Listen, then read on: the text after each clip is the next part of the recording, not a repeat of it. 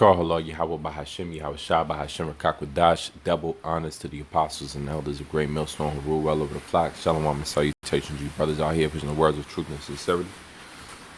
I got a question for all the listeners out there. What one thing did Paul instruct the Corinthians to covet after? What one thing did Paul instruct the Corinthians to covet after?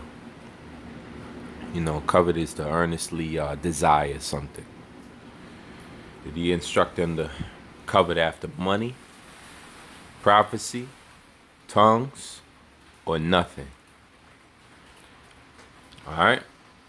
What one thing did Paul instruct the Corinthians to covet after? Money, prophecy, tongues, or nothing? So you go ahead and answer that while I go ahead and get the answer. Alright, so the true answer, the real answer, is found here in 1 Corinthians 14 and 39. Wherefore, brethren, covet to prophesy, and forbid not to speak with tongues. So Paul here says covet to prophesy. Okay? The word covet. See if I can get it. The word covet here. Strong's, right? 2206. Zelu. Alright, the Zelu, Lolu, whatever. To burn with zeal. That's how you covet. To desire earnestly, to pursue after, right? So you are supposed to covet after something according to Paul. And that would be to prophesy. Alright? By the way, verse 36. What? Came the word of Yahweh out from you, or came it unto you only? If any man think himself to be a prophet or spiritual, let him acknowledge that the things that I write unto you are the commandments of the Lord. You got men that also say that whatever Paul, just whatever Paul said is not from the Lord. That's untrue. Paul says if a man think himself a prophet, which a lot of these camp members call themselves prophets, spiritual, they call themselves spiritual men, let him acknowledge that the things that I write unto you are the commandments of the Lord. But if any man be ignorant, let him be ignorant. So, you want to go ahead and be ignorant? Go right on, man. Go right on and do that. Wherefore, brethren, covet to prophesy, and forbid not to speak with tongues. Let all things be done in decently and in order. Prophecy, prophecy, prophecy, prophecy. That's what you want to covet. That's what you desire earnestly. When you pray and ask the Lord to give you strength and courage and might and conviction and faith and brotherliness and forgiveness and healing, also pray that you get the spirit to prophesy. Prophesy about what? World War III. Prophecies that are already written in the Bible. It's not that you gotta come up with your own prophecy. That's not what we do here at Great Millstone. All right, brothers have dreams. That's beautiful. You're able to relay and understand your dreams because you understand what time the Heavenly Father is on. All right, he's on time of war. He's about to send a great slaughter here to America. All right, by way of thermonuclear fire. We know this because Joel 3 and 2 and many other scriptures says, I will also gather all nations and bring them down to the valley of Jehoshaphat. Jehoshaphat, right here, Yahweh Shaphat. All right, Yahweh is the Father's name. Shaphat means judged. All right, the Yahweh judged. Yahweh has judged. Okay, that's the place, and it says symbolic name of a valley near Jerusalem, which I believe that valley is called Kidron, or just this general area, which is the place of ultimate judgment, maybe the deep ravine which separates Jerusalem from the Mount of Olives to which the Kidron flowed, right? That's what I've also read, is Kidron. All right, so there's going to be a gathering of all the troops is going to amass there. The Most High is going to do that. You see, I will gather. How is he able to gather? Because he's the Most High. Gather here in the Hebrew, kwabatazah, to grasp, to collect, to assemble. He's going to assemble the troops. He's going to heap up troops. He's going to bring them together. All right, the Most High is going to muster the troops to the battle. Isaiah 13th chapter. and will bring them down into the valley of Jehoshaphat, and will plead with them there for my people and for my heritage Israel.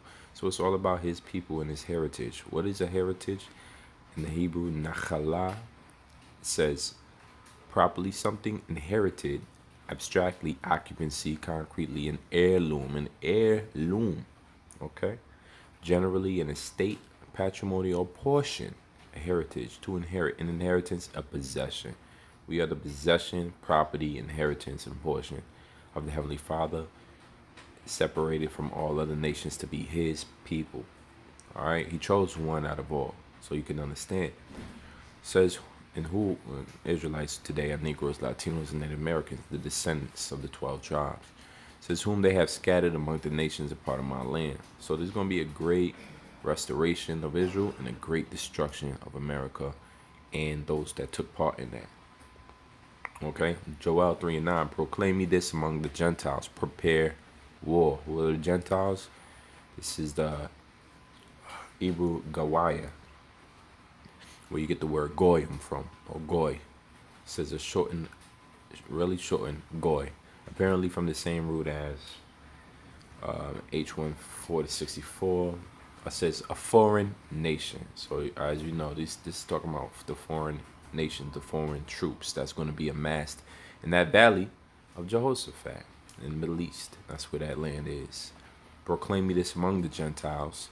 To proclaim means to call. We know that word. To call, to read out, to proclaim, to utter a loud sound. Okay, to address by name, but using a wide variety of applications.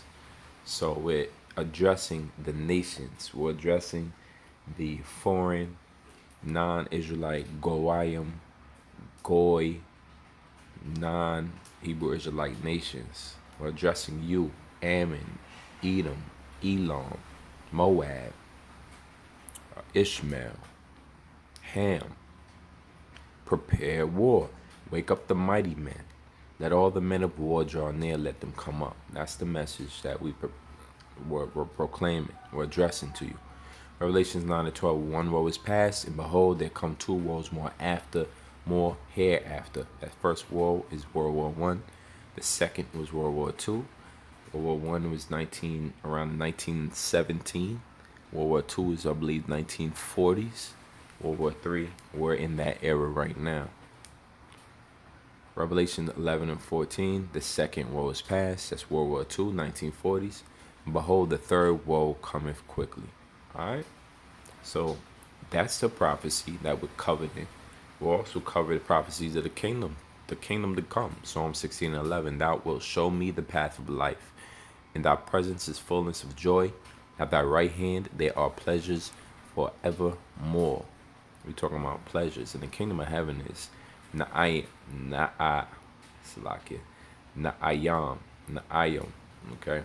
Delightful, pleasant, delightful, singing, sweet sounding, musical. That's what we can look forward to. Delight in the kingdom of heaven forevermore.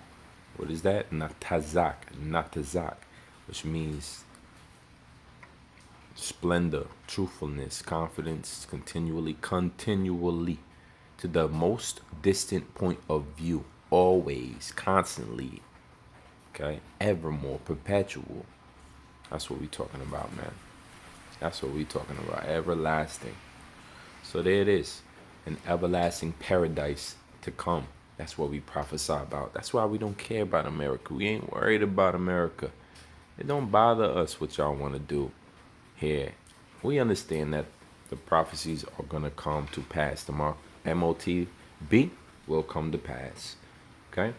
Concentration camps, Jacob's trouble will come to pass.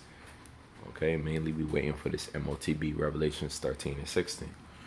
Isaiah 66:17. For behold, I create a new heaven and a new earth. What is that word new? When you look into it, chadash. What does that mean? Fresh, new thing, fresh. Okay? Meaning, no, the heaven will not be recreated. No, the earth will not be recreated, but it will be made new. It will be made fresh again. It will be renewed. Okay? There's not a second earth that we're going to jump across once this place explodes. It says, "In the former shall not be remembered nor come into mind," because paradise will be back on earth, and the Most High will basically establish the Garden of Eden. Eden once again. Eden was the entire earth at one point when it was paradise. That's what Eden means. Adon. Verse 18, "But be ye glad and rejoice forever in that which I create. For behold, I create Jerusalem a rejoicing, and her people a joy." Who are the people of Jerusalem? The Jews, so-called Jews, which the true biblical Israelites are Negroes, Latinos, and Native Americans, so-called. I say so-called Jews because the correct terminology for our people are Hebrew Israelites. All right? That's the who dwell in Jerusalem, our people. "And I will rejoice in Jerusalem, and joy in my people." And if the so-called, or Amalekites, the so-called Jewish people of the day, if they were the actual Jews, the Most High would be rejoicing right now. I mean, there would be joy and singing people. There wouldn't be no more, as it says here, "Joy in my people, and the voice of weeping shall no more be heard in her, nor the voice of crying." So you can just shut that down now, that the 1948ers are the original Israelites, because unless there's no weeping and crying out of all of Israel, then you cannot proclaim, all right, without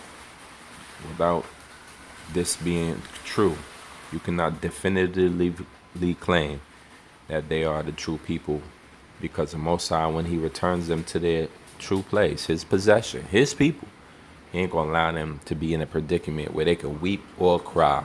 All I know is every so often there's a few rockets getting shot, and they end up landing. Next thing you know, somebody's over there crying, anti-Semitism, crying.